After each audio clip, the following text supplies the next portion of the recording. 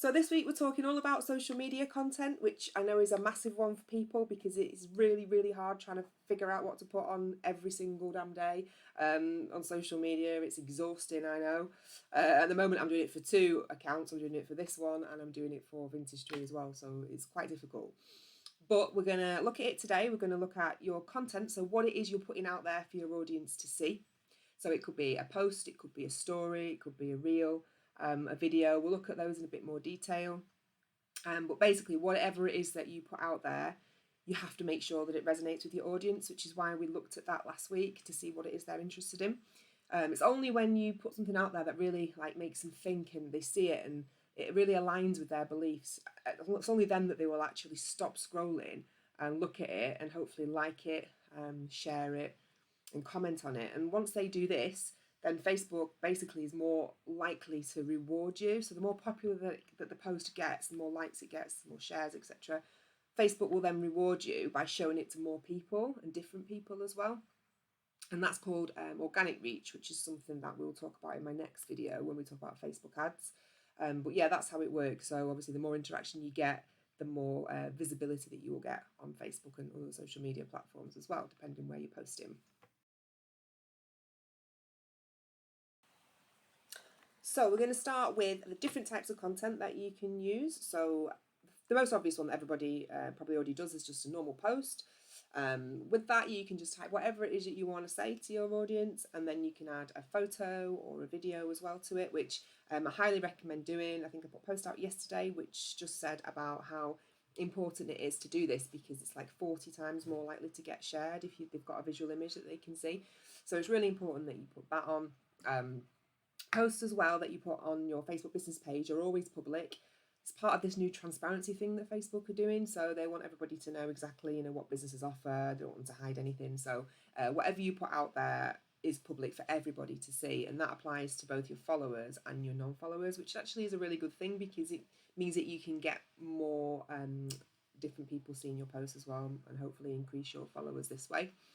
So that's just the general post that everybody's probably already doing. Again, I'll do a quick video on them just to show you exactly the sort of things you can add to it as well. So the next one is a story, which is you can do it on either Facebook or Instagram, and that appears at the top of your feed. So you've got a little bar which I'll show you. So this is my home feed of Vintage Tree. So you can see across the top here, you've got all the stories from the different businesses that I follow and different people. And then when you click on them, they'll actually show you their story. Don't know why I've picked cauliflower one. Looked interesting. So that's a story at the top. And if I turn the sound on as well, I don't think this one's got any music, but if it did, it would come on there as well. So that's the story. And then thirdly, we have reels, which are the one that everybody is afraid of, me included sometimes. And I think it's because it goes out to people that aren't following you already.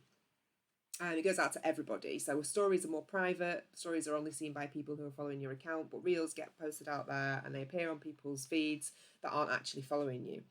So they are basically short videos that are intended for reaching a new audience, which is a good thing because that's what you want at the end of the day.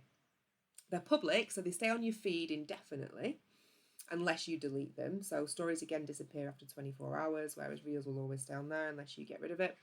And like stories, you can add music, you can add sounds, you can add stickers and text. I will show you, I'm going to do a reel with you, a demo, which I'll post on the group this week. So you can do it step by step with me. I'll do one for Vintage Tree and I'll pop it out there so you can see how to do it. There's a way to add music that's trending, so you've got a better chance of reaching more people as well if you use a song that's trending. So it's just all these little tips and tricks that I'll show you, but I will create a really simple reel together next week. But yeah, that's just an overview of them for now, just to let you know how they work and what they are. Right, so what is it that you should be posting? So best way for me to explain this, I think if you imagine yourself as you work in a museum, and your job is to pick the best pieces of art for your visitors to see. It's got to be ones that are going to make them stop. They're going to look at it. They're going to want to come back to the exhibition. They're going to go away and tell everybody how amazing it was, and people are going to come and see it. Your job is similar as a content creator. So you have got to look at the very best content, the things that your audience is going to want to see. And you've got to put it out there for them so that they basically just stop scrolling. You know, you want them to do what they would do in a museum. They would just stop and stare at what it is that you put out there. So that's your aim as a social media content creator for your business, is to get your audience just to sit up and listen and see what it is that you do. This is where the three-pronged attack comes in that I was talking to you about earlier on in the week, also known as the social media rule of thirds. So they say that a third of your social media content should be on promoting your business and driving your sales. A third of it should be on sharing other people's content, so they call that curated content. And the final third should be spent on personal interaction with your audience. So we're going to look at each of these briefly now and explain what they are and give you some examples of how you can do that as well at the end. So the first one is promoting your business and driving your sales. So this is the one that most people find the easiest to do because you're showcasing things that you've made. It's easy just to post a picture of something that you've done and just tell people about it. However, a lot of people fail at it because it comes across as really one-sided and salesy. So people see these product posts and they think, oh God, something else, someone's trying to sell me. So the trick is making it come across in a way that doesn't feel like that at all, and adding more of a human element to it. So again, looking at what we looked at last week, solving people's problems. So when you're putting a product out there, show off its features, tell them how it's going to help them. Really, you just want to do it in a way that doesn't come across salesy, so that people actually stop scrolling and look at it. Again, I'm going to give some examples of these at the end of this video so you can have some content to take away and some ideas so you can make your own posts based on this information. But yeah, that's promoting your business and driving sales, which is the first rule of thirds in social media content creation. The next one is sharing other people's content, so that's also known as curated content. It's a really good thing to do because it gives your feed like a different feel, so people will look at it and feel quite inspired by the things that you're sharing. So if you find something that you really like, you know, let's just say you love textiles, you do textiles for a living, and they've got a new material out in John Lewis or something, tag them, you know, share a post from John Lewis's page that's advertising the material and tag them in the post, tag John Lewis in, and you never know if you're going to get noticed by people as well. An example is that me and my husband were watching a programme where one of our favourite actors died in this episode, and he was like devastated. So I took a picture of him crying at the TV. He wasn't really crying, but I did it and I put it on Instagram. And I tagged the actor in who was actually in the background on the picture. Anyway, I woke up in the morning and I had something like 340 odd likes on this post, including the actor himself, because when I'd done it, it came up on his feed that I tagged him in. So it was really funny at the time, and I got all his fans as well. So it's a way of kind of reaching people that you wouldn't normally reach. So tag them in it. Don't be afraid. What have you got to lose at the end of the day? But it really is, it gives your stream a different level of authenticity and value to your audience if they can see stuff that you're interested in and that you're willing to share as well. So long as it's relevant to what it is you do, of course.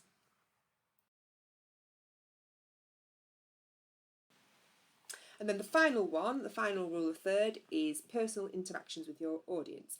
So that's kind of like the social side of social media. So it's like, you know, recognizing your fans and your followers, saying hi, saying thank you, joining in with conversations with them, you know, really making them feel valued as well, because you appreciate the fact that they're there and they're following your page, just like I appreciate all of you ladies who are following this group as well. It means a lot to me that you're interested in what it is I'm saying. So yeah, joining, it's like the basic etiquette of social media. You know, it's like if you went out with a group of people, you wouldn't sit in a corner and be quiet all night. Well, depends who they are. But yeah, recognise them, say hi, join in, and be really social, and you'll find that you'll attract more people that way as well. So in reality, what does that translate to in terms of like number of posts per week that you should be putting out there on those three things? Because it's not really equal. It's not really like, you know, third. It depends on how many that you put out there every week. So for me, I'm trying to get 6 out a week at the minute. So I'm basing it on like 3 of my own content and promoting my own business and driving sales. 2 posts I'm doing on curated content, so I'm sharing other people's posts that I see, and 1 that I'm aiming for personal interaction. And, you know, making conversations with people. So a conversational sort of post to spark that up. At the end of the day, they're all self-promotional. You know, you're doing it to get attention to your business page, to get people to notice you. So they've all served the same purpose. But it's just to show you that it's important to present your content in a way that is just going to maximize your chance of being seen by people that aren't just your followers at the moment. And it's ultimately about getting customers to you. Okay, ideas for content. At the end of the day, this is what we all need to see because we're stuck with what to write every single day. So we're going to base it on what we just talked about, the rule of thirds. We're going to look at each one and I'm going to give you some examples of what you can post based on that. I will try and put some text up on the side as well if I can figure out how to do that, so you've got something to follow and maybe write down as you go along. But the first one, let's look at promoting your business and driving sales. So you can create posts that show off your product. Perhaps you could make a little video. Maybe if you make bags, you could show a video of its best features, bearing in mind that people buy things to solve a problem. So point those things out on the video. You could do a behind the scenes photo or video showing where you work or how a product is made. People love that kind of stuff because they're nosy, aren't they? My best posts are always the ones that I show things, where I work and what I'm up to. They love it. And then you can also do one, maybe some good reviews that you've had. So people love, again, reading about how fantastic your service is. So put a post out there, the most recent review or something lovely that you're proud of, because that will really help people instill confidence in your brand and your company as well. Okay, sharing other people's content. What you could do for that is you could maybe tap into a popular moment. So, for example, like the King's coronation when that was going on, I remember searching some posts and sharing those things that I liked, like decorations that were out there. It was relevant to my audience. Obviously, I do decor as well for events, so I kept it relevant. I found things that I liked and I shared it with the audience. They found that useful. You could also look at maybe there's a publication that you really want to be in, a magazine or something you want to get featured in. Share one of their articles, or a blog, share one of their articles. I did it for a wedding magazine once. So, for example, it was for a rustic wedding, an article on how to style a rustic wedding. Shared it on my page, tagged in the bride's magazine, and basically you're tagging them. It's going to come up on their feed. So there's a chance that they may share it again to their followers for you. So that's one way of sharing other people's content. Or maybe you buy materials from a popular company, a brand leader, someone big in the industry. Tag them in it. If you've just bought something, take a picture of it, tag them, thank them, say it's amazing. It's just about getting out there and tapping into other people's sort of accounts as well and seeing what they're doing and including them in your feed so that you can try and get some of their followers and get noticed that way. And the last one, personal interactions, my favourite. Can't ever shut me up talking to my fans and followers. I love it. I love speaking to people, finding out all about them. So yeah, it's like thanking them for commenting on your post, just initiating conversation. So you might want to put a post out there saying, is everybody ready for Christmas? Have you all got all your gift ideas sorted? I'm here if you need any help. Just showing that there's a human behind your business, because at the end of the day, people buy products from people that they like. I know I do. If they feel like they know you, they feel safe and they feel confident purchasing from you. If they know they can just drop you an email or a message and you'll reply, that's a big part of customer service. So, think about welcoming them to your page. There's loads of things you can do to interact with people personally, and that's up to you to decide what's best for your audience. But that's just some examples of how I interact with my audience, and it all counts as Facebook interactions. If you like something, you give them like an emoji, whatever, it all counts. So do it, get involved, meet people, talk to them, and trust me, it will really help build up their relationship with you and ultimately your customer base and sales. So that's it. I hope you enjoyed it. All about how to create some fantastic content for your business page. I'm going to put some videos on in the week where I'll be demonstrating how to make a story and a reel both on Instagram and Facebook. Some people have asked me if I can do that, so I'll happily do that. I'll walk you through it step by step, and there'll be just a few shorter videos that I'll just post during the week. It's a bit easier than adding them to this because then it makes this video really long and takes forever to upload. So I will do that over the course of the next few days. I'm also going to leave Facebook ads till next time. That'll be my next video, I think, so we can talk about that then, because there's too much to say about that in this video, sorry.